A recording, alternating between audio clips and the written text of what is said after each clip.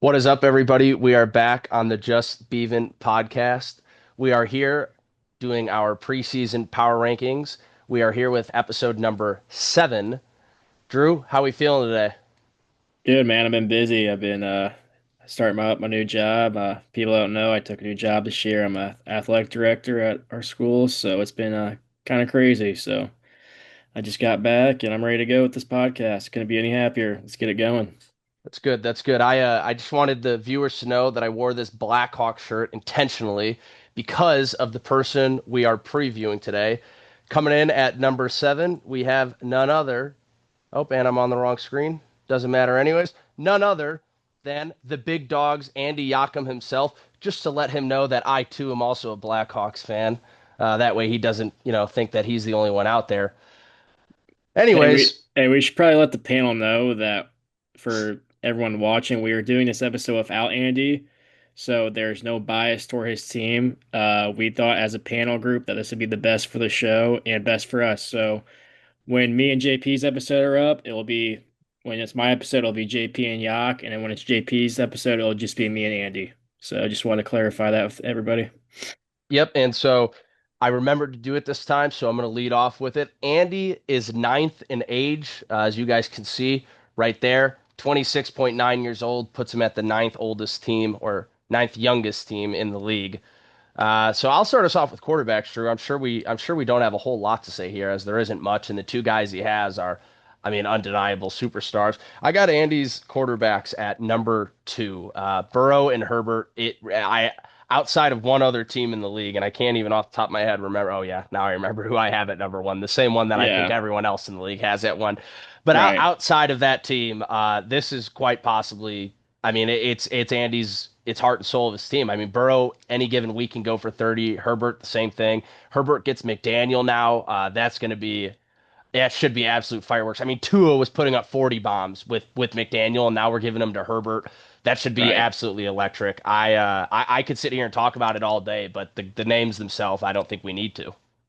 Right. I just look at his quarterback room. You got two superstars and you got Josh Johnson. I just think that's hilarious. Josh Johnson. Where is he on the Commanders still? Is that where he's at? He Or just got signed to another team that he had never played for before. awesome. That I mean, that's just stuff we love to have in this league, you know. But the one thing I will say is, I mean, Andy's got two superstars. I mean, hopefully Joe can stay on the field for a whole Oh, year he's this on the year. Bengals. That's why he's got him. Is he on the Bengals? Oh, so they got him and Flacco then. Yeah. Okay. That's interesting. But yeah, man, two superstars, two generational talents right here. I mean, just the fact that hopefully Joe can stay on the field this year. I know we saw him go down last year and we saw him come back last year at the end of the season. And he was great. It's just he has a hard time finding to be healthy. And that sucks. But I mean, at the end of the day, some people are like that. So that's all I really got. Don't really have much to add there. Yeah, I It'll be mean, fun. Go ahead. go. No, I was just gonna say the one thing I was gonna add. It's gonna be fun to watch Herbert with McDaniel's, like you said, man. I mean, out of every quarterback in this league, Tua was putting 40 points in this league with a great OC.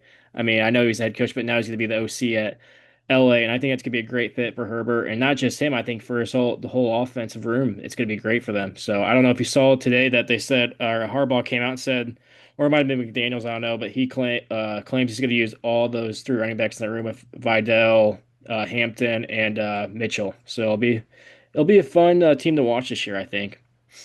Yeah, undeniably. It's like you kind of alluded to. I think it'll the and we almost glossed over it. Neither of us mentioned it. I actually thought you were going to mention it, which is why I didn't bring it up. But the only issue with this room is if one of them goes down, it is. I mean, I know Andy. Right. He had T-Law last year, so it kind of made up for the Burrow injury that ended up happening. And then he ships off T-Law, and then I mean, if Burrow goes down as he typically does, and even Herbert misses a couple games during the season. But if Burrow goes down with another long-term injury, I think that might be Andy's season down the drain. Right. And he's got some draft capital. We'll get to that later to maybe make a move for it. But your room is thin, even though it is star-studded at the top. Right. I was gonna ask too, this 73, I don't think we've touched this on this show yet, but I just noticed it today. What does this 73 mean? Do you know? Is that like his overall out of 100? Yeah, but it's just weird because it's like I could show you. I think there's only one.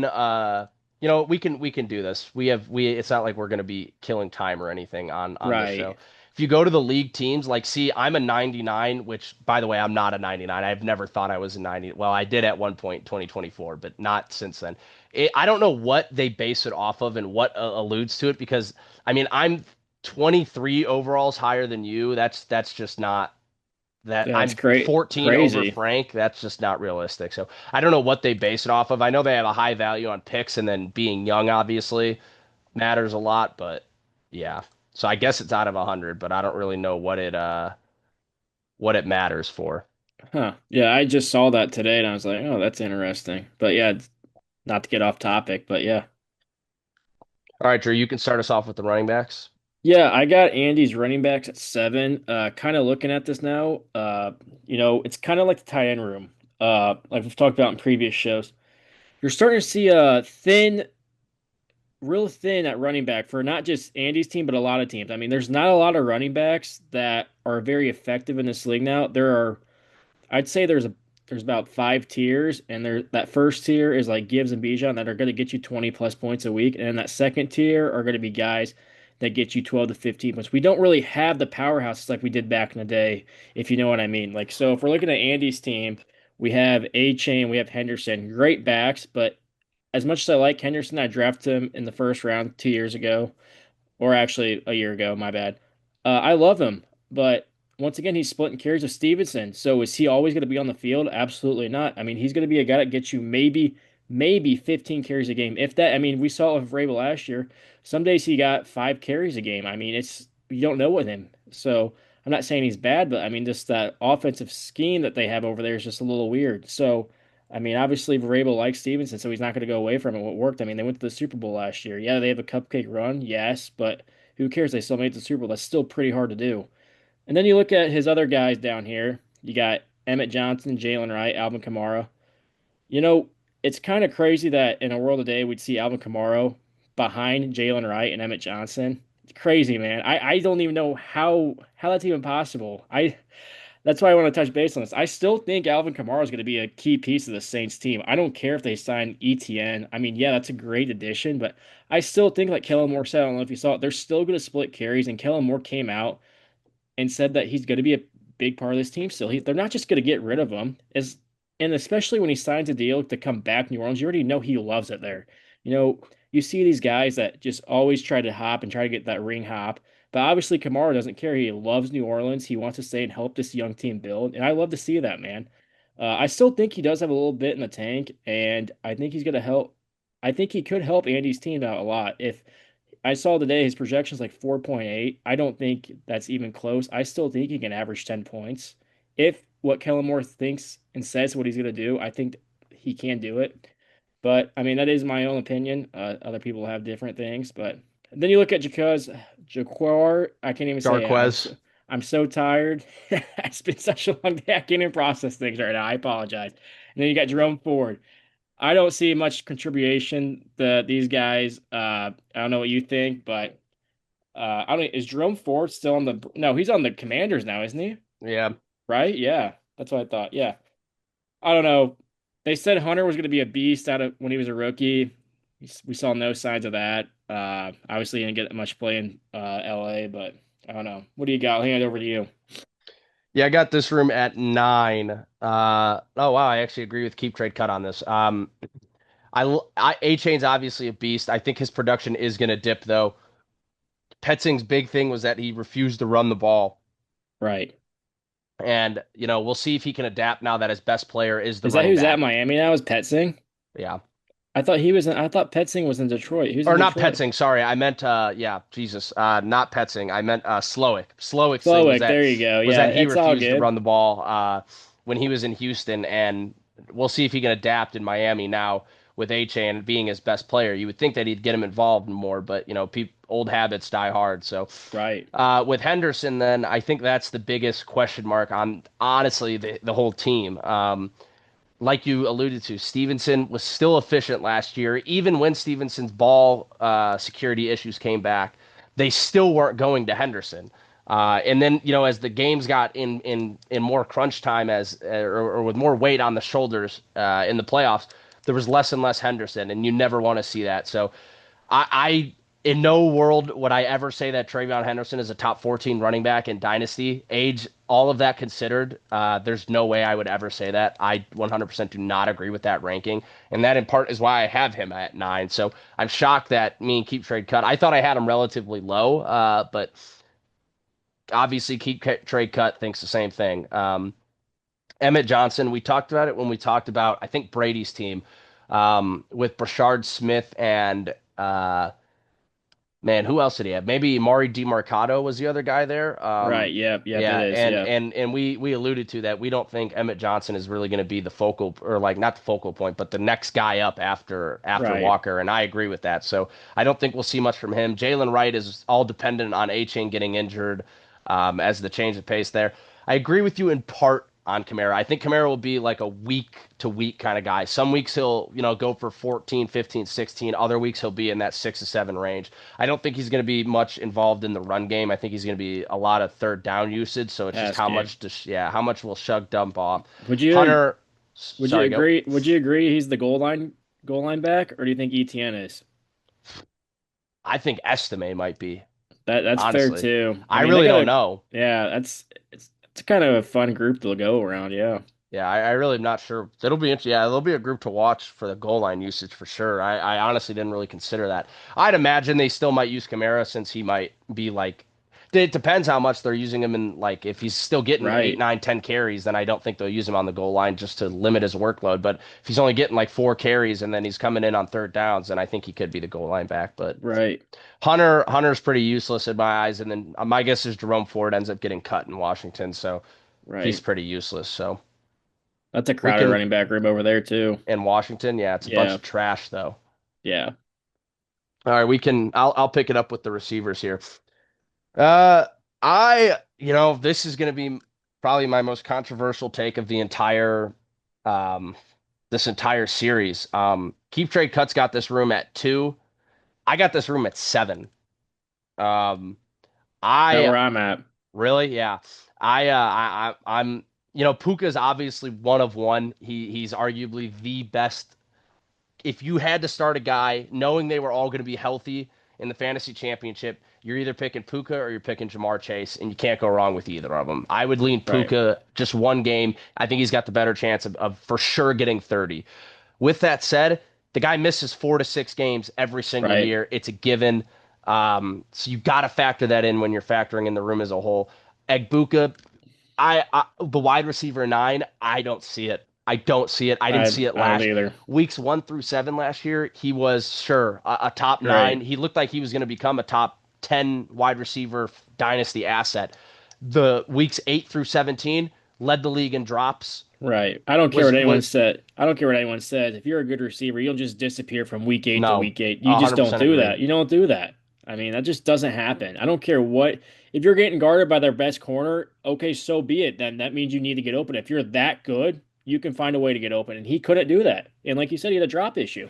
Yeah, yeah. I mean, I don't see it. I think he's going to be. I think Ibuka is going to be a very, very good number 2, almost like the Chris Godwin. It's funny that he's here Right. because it's almost like Chris Godwin and Mike Evans. Now, knowing what Chris Godwin became, would you draft that in the first round in the NFL draft? I'm not sure you would be willing to spend a first round pick on seeing what Chris Godwin became.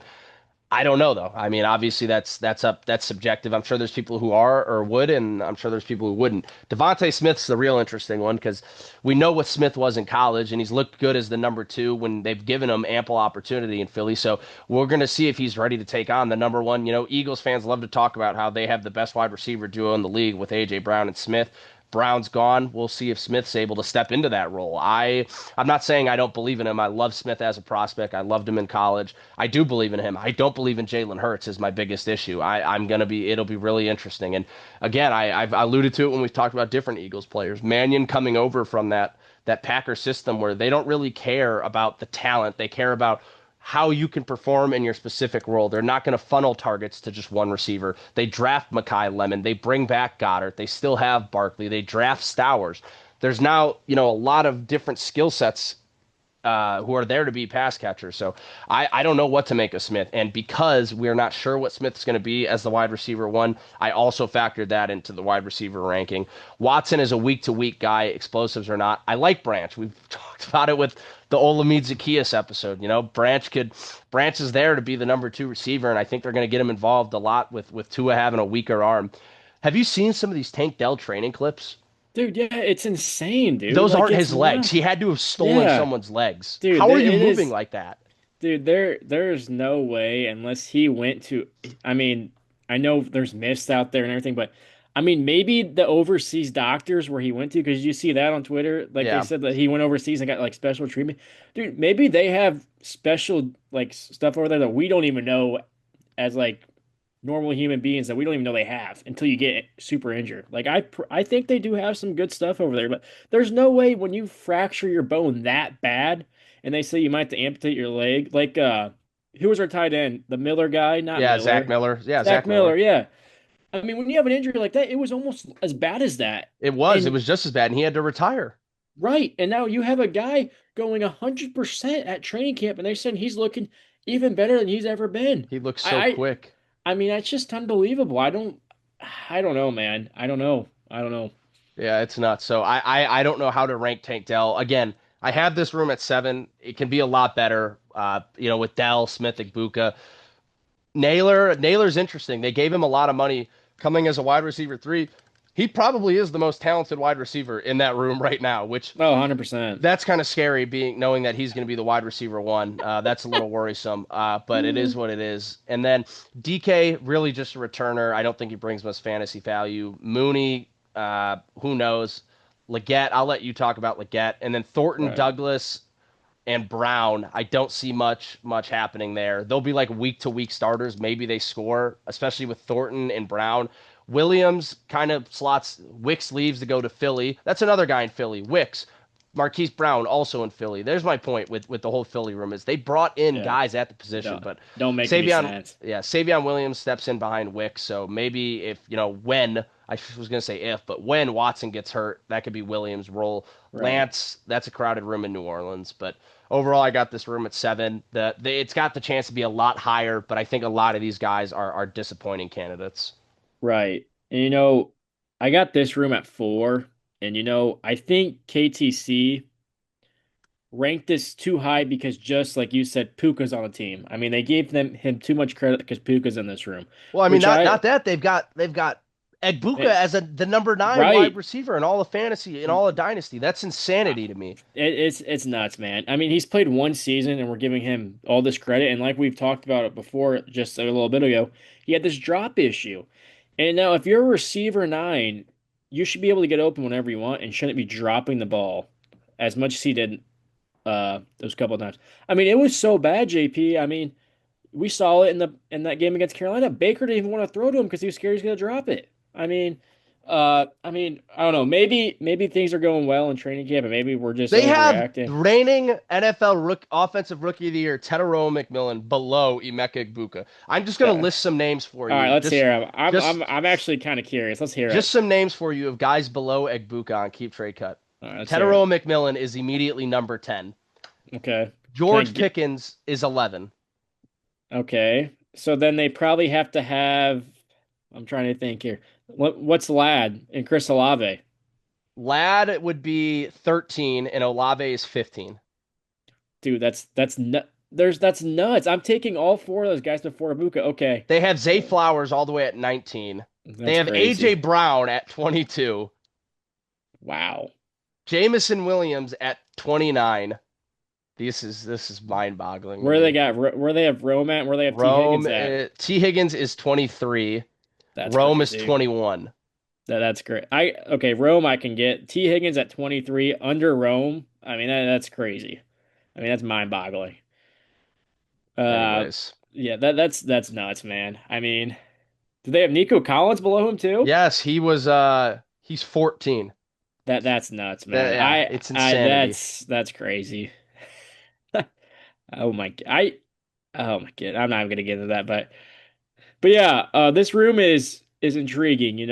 A lot of as what I'd say for this group, and you correct me if I'm wrong, a lot of chances with these receivers. Yeah, Um, there's gonna be weeks where, you know, Ibuka could have 30 points, but like you said, there's gonna be weeks where he probably has 6 or 7 points.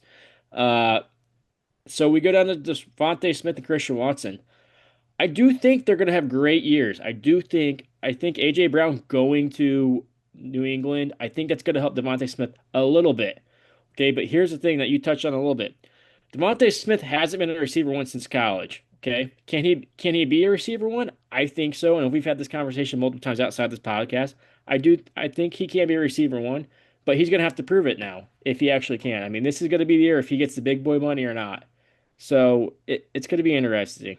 And then Christian Watson, I mean, has he even played a full year without getting hurt? I don't even think so. I don't think I'm so. I'm shocked they gave him the money he got. That's a whole other story to talk about. But I truly do think, as much as I hate the Packers, if Christian Watson can just play 14 games this year, I do think he can be an All Pro. Now, does that mean a whole lot in today's world? No, because it's somewhat rigged, whatever you want to say. But I do think he's a very good receiver, and I do think he could benefit Andy's team a lot if he could stay on the field. But if not, I mean that's another guy. Like he could tear his ACL. I hate saying this about players. I hate wishing upon injuries, but I mean he's a candidate to break his arm. I mean he's glass, man. I mean so if say he gets hurt or Ibuka gets hurt, that's the other thing I want to talk about. Who's the next man up on Andy's receivers? Tank Dell, Yeah, Branch, Naylor. I mean, personally, I don't want those guys starting in our gauntlet league. I mean, as my receiver three, that's kind of scary. And we'll touch base on that later. But the main two guys, the other two guys I want to talk about before we get moving on is not Mooney, sorry, Darnell Mooney and Xavier Legette. Uh, the one thing I want to talk about Mooney is I think it's kind of interesting. I don't know if you thought about this, is how Mooney's going back to Matt Nagy's system. yeah. It's kind of interesting that he's going back to play with Matt And Nagy. Dart, I've compared Dart to Fields, so Right, maybe Mooney's a candidate there. right. So maybe he's got something lined up. I mean, he did have the good years of Justin Fields. Uh, now were we great? No, we were terrible. But I mean, he himself played very good. Now Xavier Legette, like I was telling you before the show, there's some things that can open up for Andy here. You know, Chris Brazzell, season-ending injury, he's out for the year. That opens a spot up for Legette now. Is that receiver three? So this could be quite interesting to see what happens if he's gonna have a role on this Carolina team, or if he's gonna get pushed away and he might be a training camp cut. I don't think he'll get cut, but you know what I mean. I don't know. It's very interesting. Like I said, this receiving room, a lot of chances, a lot of what ifs, a lot of what could happen and what will happen, you know? So I don't know. It's a mystery, I'd say. But I'd rank this number four. All right, moving on to the tight ends. Drew, you can keep it going. Yeah, I got this tight end room surprisingly high. I don't know why I have it so high, but I think it's because our league itself is crumbling at tight end position. I have it at six for some reason. I think that's a little too high. I'd have to go back in my rankings. I don't know what I missed there, but it'll be interesting with Brent Strange this year. They drafted two tight ends in Coesio, and I can't think of the other guy's name. Borkircher, Who is it? Nate Borkircher. That's right. They drafted him late, and I was reading that they drafted him purely to be a blocker, which I get that, whatever. But then you have Jake Ferguson. The only upside I like about Jake Ferguson is that he's in one of the best offenses in football. That's the only upside I like. Is he a good tight end? He's okay at best, but I just think him benefiting from being in an offense with Dak Prescott just helps him out tremendously. Great end zone target, red zone target, and I think that just benefits him being in that right offense. Like I feel like if you put him on like the Cardinals, and you can say it's about anybody or a team that's below average. I don't think he has somewhat of a year he's going to have this year. So I don't know. Greg Dolchik and Mike Gesicki. I don't really see big things for them, but I've been reading that Greg Dolchik might have a role in Miami. He's I the tight believe end it. one. He's a tight end one there right now. But like we said, this whole series, nobody can even fathom what even is going to happen in Miami. No one even knows what's going to go on. I mean, I couldn't even tell you what's going to happen. I don't even know who's their best receiver in that room. So, uh, I don't know. I got this tight end room at number 6, but I do want to say before I give it to you, I do like Brenton Strange. I still do think he'll be the tight end one there by the end of the year. Yeah, so I got this tight end room at tight end 10. I actually agree with keep trade cut, I guess, a lot with Andy's team. I agree with everything you said about Brent Strange, though. He is going to be, they paid him. He's going to be the tight end one. Borkercher, second round pick, is just going to be the blocker. Koziel, I think, is purely going to be a red zone threat. I think he's a package kind of guy to come in and catch jump balls in the corner. That was what he was really good at in college. Even when he jumped up to Houston, that was when he jumped up from Ball State to Houston. That was what really was his calling card. And I think there's a home for him in the NFL doing exactly that, like a Jimmy Graham, but only good in the red zone. But anyways, I my problem with this is I think Brenton Strange has a limited ceiling, and same with Jake Ferguson. Remember last year when Ferguson was getting like 40 points the first like 3 weeks because he just kept catch. Right, He was getting like 12 catches a game. Then as the season right. went on, they stopped going to him, and I think that's kind of the more realistic thing there. I honestly don't think Ferguson will be once. I don't know what Ferguson's contract situation looks like, but once they're able to cut him to save money, I guarantee he's a cut candidate Oh, he's immediately. yeah. And so for those reasons, I got this room a little lower. Dolchitz, like you said, though, will be the probably be the tight end one in Miami. But what is that really even worth when you're going to be on that bad of an that bad of an assumed offense? And then Gesicki, I think he'll be like there'll be weeks where Andy will be like, "Fuck, I should have started Mike Gesicki," where he scores like 2 touchdowns on 4 catches, in a 48-60 loss for the Bengals. But other than that, yeah, this room just there it doesn't nothing excites me. It's just a boring room where No, I think the guys are going to score like 10 to 12 points and that'll be your weekly output from the tight ends. right. I All doubt right. much more. Yeah, I'll keep it going with the picks then. Um, I got Andy's picks at seventh. I didn't see what Keep Trade Cut had him at. Let's see, I think I have sixth. at 6. Yeah. No. So I got him one spot lower. He's got four total first. He owns his own first 2028 and 2029. What separated him from 1 through 6 was that just his lack of seconds. I know he's got two first, and the fact that his extra first comes from a team that I don't want to reveal too much, but a team that we definitely have ranked in the top five. So I think that that's one of the biggest issues that I have with his picks. But overall, compared to the rest of the league, he lands himself in the top half, and he's got enough to work with if an injury happens, but not enough, I think, to sustain or like to pick up the holes that may be left by some of his players. Right. Yeah, and it'll be interesting. I know we talked about his thin running back room and uh his thin quarterback room. It'll be interesting to see what he pieces together if someone goes down, because like we've said, this draft class, this rookie draft class in 2027 is special, man. I think it is something special, and I think it is going to be our best rookie draft class we've ever had in Beaverfest. I really do think so. And him having two first, I mean, just how I look at it, and I know other people disagree with me. I think the 2027 first, if you have one, it's a lot more valuable than any first we ever had in our league, just because of how good that class is going to be. And you could differ from what I'm saying. What do you think? I think that how do I want to word this? I think there's give and pull with that because I think the higher you are in the draft, that's when it gets really. Right, Uh, and that's what I mean. but That's then what my I point mean. is, but if let me finish real quick. My point is that he's got like Cam's first. I don't know if I would be willing to pay for Cam's first versus like owning the 202 and the 203 because the talent is so good. I don't think the drop. Now obviously we won't know for a year, but I don't think the drop off from like the 112 to the 203 is going to be that significant. Right, Versus I think I like the would agree. 104 to the 112, that'll be a huge drop. Not huge as in like I would probably rather own the 112 in 2027 than I would the 107 in 2026. So Right, right, 100%. So it'll be interesting. I don't know, man. I don't know. It'll be interesting, but yeah, I got Yak's picks at 8. Just like you kind of said, lack of seconds for me. Only got 1 second, 2029. I still think it's crazy for KTC to have zero rankings on his 2029 picks. Like, why even have them?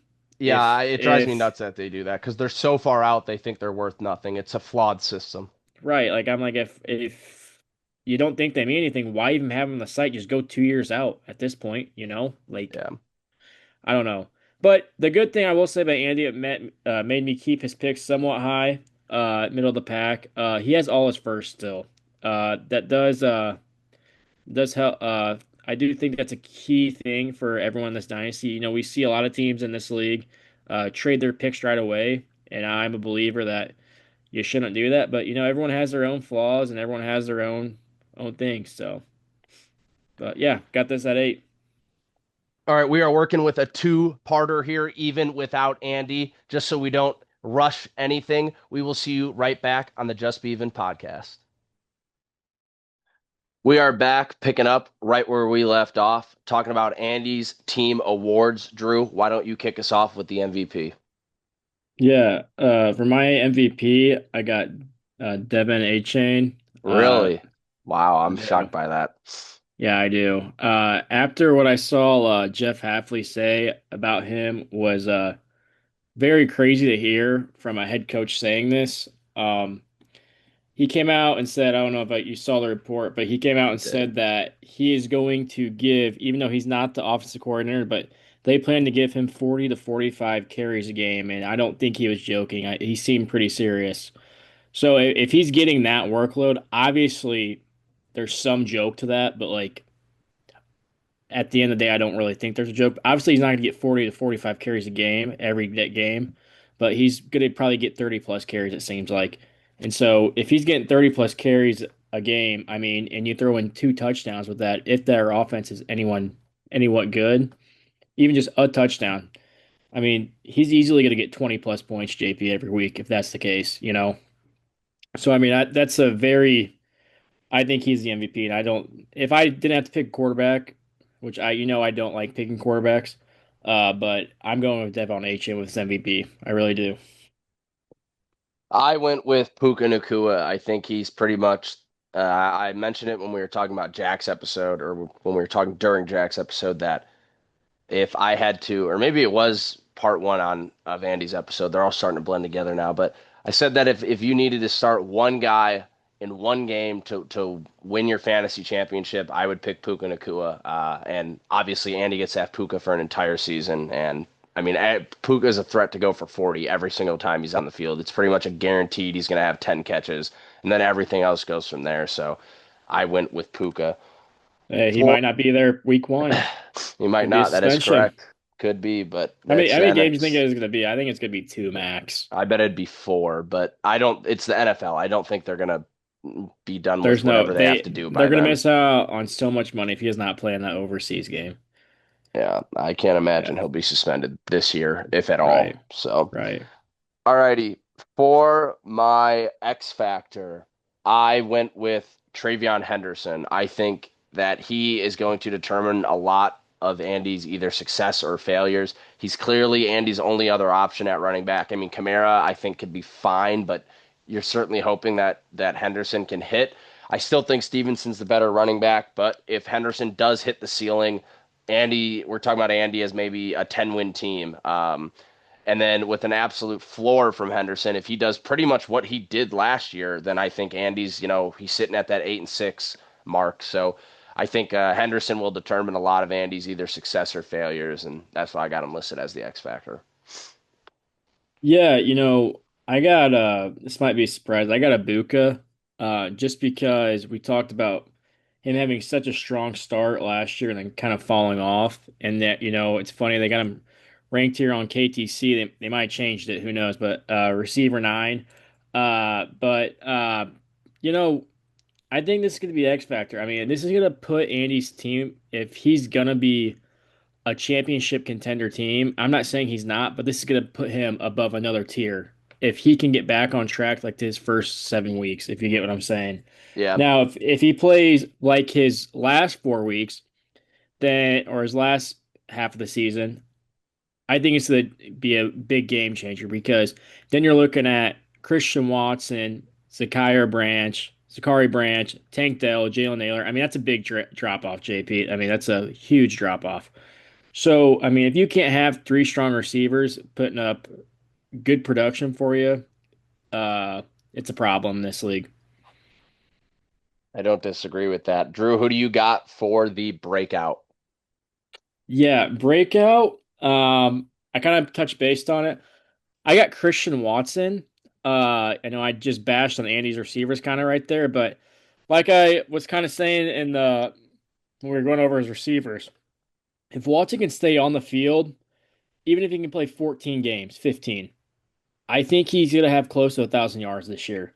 But like I said before, I don't think he's been in this league now, I think 5 years, I don't know, somewhere around there. He hasn't played a full season yet. And I think the most games he's played, I looked the other day, was 9 games. Um, and if you can't stay healthy, you're not going to be a very successful player in this league we run. So, if he can stay on the field, I think he's going to be a breakout for Andy's team. They used him a lot for the deep ball threat. And I think he'll be a good addition for Andy's squad if he can break out, which I think he will if he stays healthy once again. Who do you got, JP? I also stayed in the receiver room. I went with Jalen Naylor.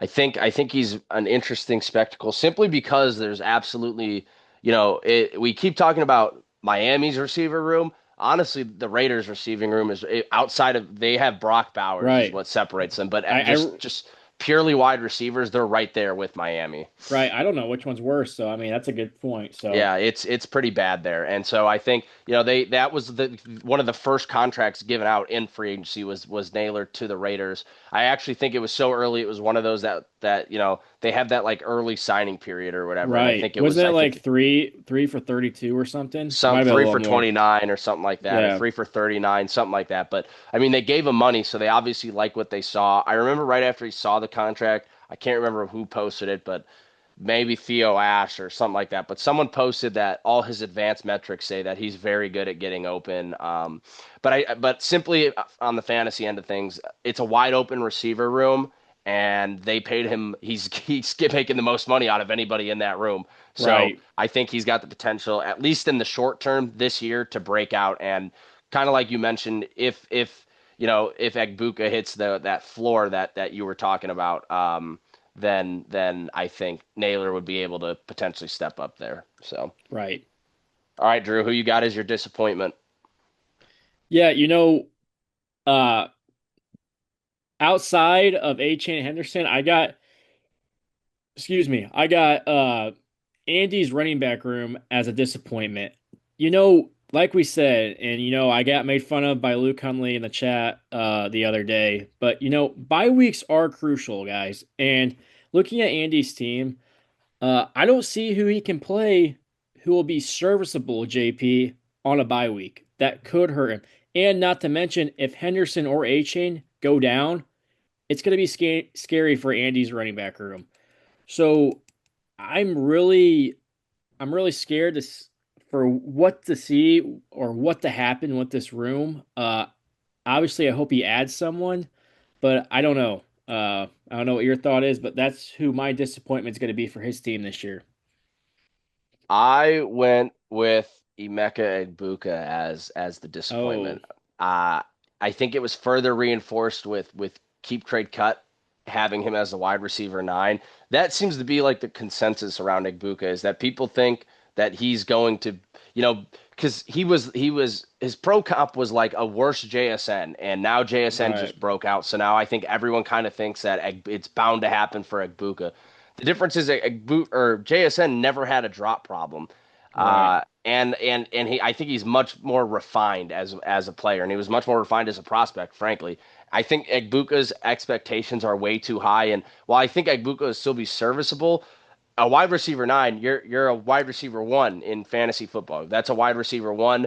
I don't think Egbuka is going to be a wide receiver one. I don't even think he's going to be a wide receiver one for Tampa Bay. So I think right. Egbuka has to be my disappointment. I think it just helps him for a Buka standpoint that Baker throws the ball 40 plus times a game. Um, Yeah, that could be different this year though. They brought in Zach Robinson, so who knows? that's fair, yeah. But yeah, that's what I got. All right, we will switch over and discuss Andy's schedule now. The big dogs. All right, Beeve. I What do you can't even what do you get got for this. us? I can't even look at this picture of a straight face. Jeez. Oh boy.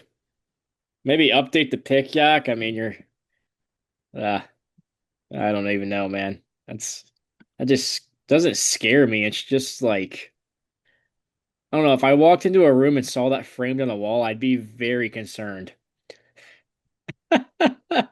Okay, there we go here. Okay, before I go through this, I'm gonna say, just looking at this, floor, I think floor 8 and 6. I went floor 7 and 7, so we're in the same ballpark. Okay, ceiling, I'd say 9 and 5. I don't I think it gets double digits. I said ceiling 11 and 3. So Okay. so you think his floor is 8 and 6 and his ceiling is 9 and 5. So then how many games is he gonna win? Well, that's what I'm gonna go. I'm trying. Sorry, it's been a long day. I'd probably do 10 and 4 is my ceiling. My bad. Um.